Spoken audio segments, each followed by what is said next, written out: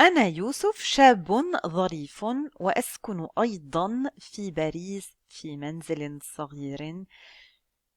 Portons notre attention sur les mots شاب ظريف أيضا et منزل صغير. Ces mots, nous les avons vocalisés à la fin avec des voyelles différentes de celles que vous connaissez pour le moment et qui sont la fatha, la dhamma et la kasra. Qu'est-ce qui diffère de ce que vous connaissez?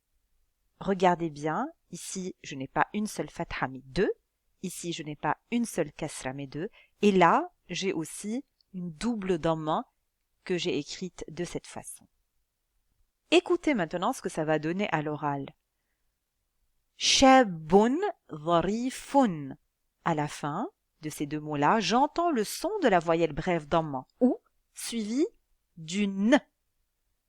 Alors, c'est ce qu'on appelle en arabe le tanwin. Le tanwin, c'est le redoublement de la voyelle brève à l'écrit et à l'oral, la prononciation de cette voyelle brève avec le son n.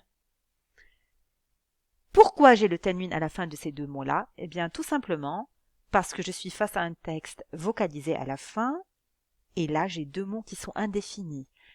Le tanwin est la marque de l'indéfini. C'est aussi la marque de certains adverbes ou expressions comme aydan. Aydan est un adverbe qui signifie aussi également. Et à la fin, je retrouve le tanwin de la fatha, c'est-à-dire qu'à l'oral, je prononce A, puis N, aydan. Et à l'écrit, j'ai ce redoublement de la voyelle. Et en règle générale, le tanwin de la fatha se place sur le alif. Alors, le tanwin de la fatha se retrouve à la fin de certaines expressions, mais aussi à la fin des mots indéfinis lorsqu'ils ont certaines fonctions grammaticales. En effet, ce qui conditionne l'utilisation de la fatha, de la dhamma, de la kasra ou du tanwin de la fatha, de la dhamma et de la kasra à la fin des mots va dépendre de la fonction grammaticale du mot dans la phrase, mais on ne va pas aborder cette notion grammaticale poussée à ce niveau-là, on la verra dans de modules supérieurs.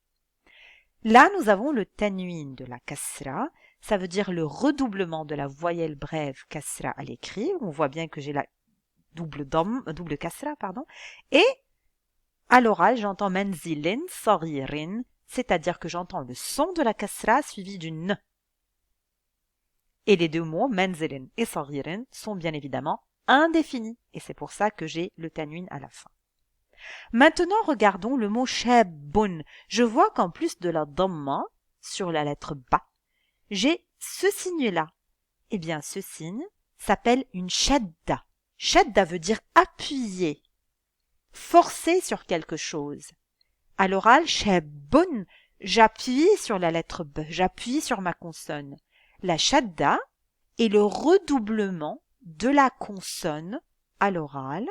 Et à l'écrit, cela se matérialise par ce signe-là, parce qu'en arabe, contrairement au français, je ne peux pas écrire deux consonnes identiques l'une derrière l'autre.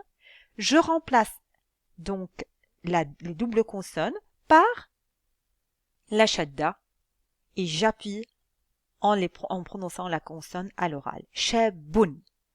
Nous déduisons donc que le tanwin, c'est le redoublement de la voyelle brève et la shadda, c'est le redoublement de la consonne.